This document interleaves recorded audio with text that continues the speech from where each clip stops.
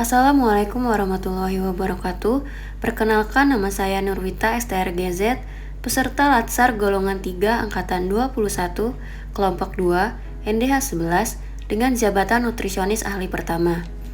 Pada agenda 1 dengan Widya Iswara Bapak Dr. Jainal Fanani, Magister Pendidikan, saya akan memaparkan tugas analisis isu efektivitas kerja individu.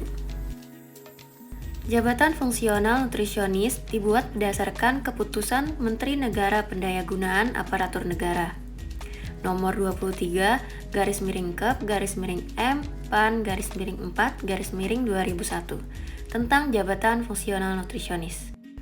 Adapun 44 tugas pokok dan fungsi nutrisionis sesuai dengan peraturan Kepmenpan nomor 23 tahun 2001 yang dapat disingkat menjadi tugas pokok nutrisionis adalah melaksanakan pelayanan di bidang gizi, makanan, dan dietetik yang meliputi pengamatan, penyusunan program, pelaksanaan, penilaian gizi bagi perorangan, kelompok, di masyarakat, dan di rumah sakit. 5 isu yang saya angkat berdasarkan tupoksi. Yang pertama, kurangnya pendekatan edukatif yang efektif kepada keluarga dengan balita gizi kurang. Yang kedua, belum optimalnya program pemberian makanan tambahan atau PMT balita. Yang ketiga, belum optimalnya pengumpulan database gizi di Posyandu. Yang keempat, belum optimalnya program UKS dan intervensi gizi anak usia sekolah. Dan yang kelima yaitu, belum optimalnya pelayanan konseling gizi pasien penyakit tidak menular. Tapisan isu dengan metode APKL atau aktual, problematik, kekalayakan, dan kelayakan. Isu yang pertama, kurangnya pendekatan edukatif yang efektif kepada keluarga dengan balita gizi kurang. Dengan kriteria aktual, saya beri skor 5, yang artinya sangat besar relevan isu tersebut dengan kondisi saat ini. Pada kriteria problematik, saya beri skor 5, yang artinya sangat besar masalah yang ditimbulkan sehingga isu tersebut harus diatasi. Pada kriteria kekhalayakan atau kualitas, saya beri skor 4, yang artinya besar dampak atau pengaruh isu tersebut bagi banyak orang atau unit kerja. Dan untuk kriteria kelayakan saya beri skor 4, yang artinya besar kemungkinan isu tersebut untuk ditangani atau dipecahkan.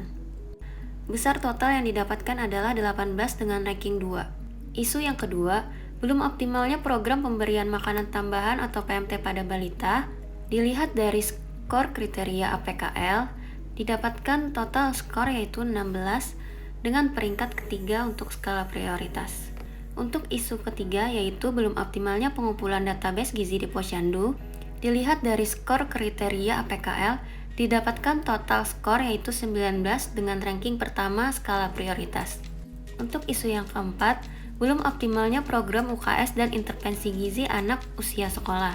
Dilihat dari skor pada kriteria PKL, didapatkan total skor yaitu 14 dengan peringkat keempat skala prioritas. Dan isu kelima, belum optimalnya pelayanan konseling gizi pada penyakit tidak menular. Dilihat dari skor APKL, didapatkan total skor yaitu 15 dengan peringkat keempat dari skala prioritas. Hasil dari tapisan isu dengan metode APKL, didapatkan 3 ranking dengan total skor tertinggi yang memiliki prioritas paling tinggi untuk ditangani. Dilanjutkan dengan analisis isu dengan metode USG. Analisis USG adalah metode penentuan prioritas masalah yang menilai tingkat urgensi atau kegawatan, seriousness atau keseriusan, dan growth atau perkembangan suatu masalah. Dari hasil kerja analisis USG didapatkan untuk total skor paling tertinggi, yaitu ranking pertama adalah isu ketiga, yaitu belum optimalnya pengumpulan database gizi di Posyandu. Dengan kriteria urgensi, saya beri skor 5, yang artinya sangat besar masalah tersebut sehingga harus dibahas dan diselesaikan. Pada kriteria seriousness, saya beri skor 5, yang artinya sangat serius dampak masalah tersebut jika tidak segera ditangani.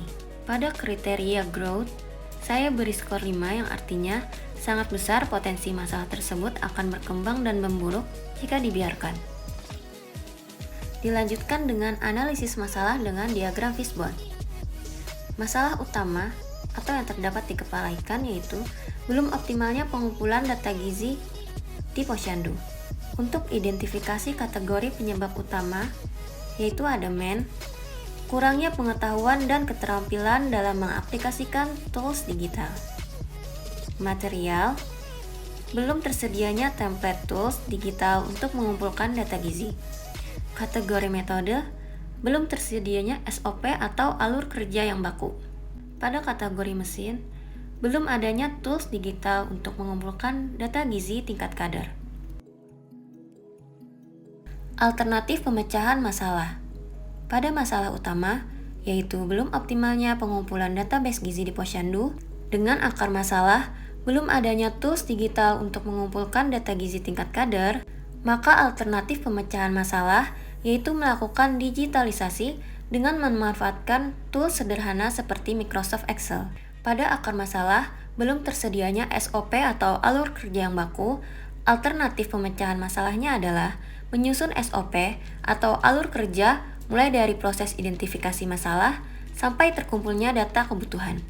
Pada akar masalah, kurangnya pengetahuan dan keterampilan dalam pengaplikasian tools, maka alternatif pemecahan masalahnya adalah dengan pembuatan modul singkat yang berisi panduan tentang pengaplikasian tools.